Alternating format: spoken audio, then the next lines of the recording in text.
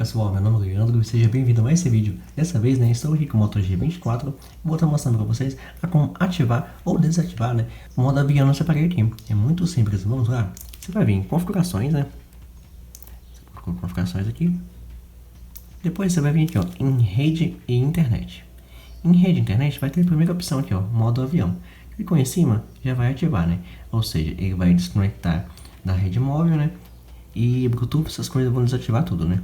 E para desativar o modo avião, só clicar novamente e pronto, ele desativou. Muito simples, né? Então te ajuda aí, gostou do vídeo? Deixe seu gostei, compartilhe, inscreva-se e marque o sininho para não perder novos vídeos. Por cada um de vocês todos são incríveis. Então tchau e até a próxima.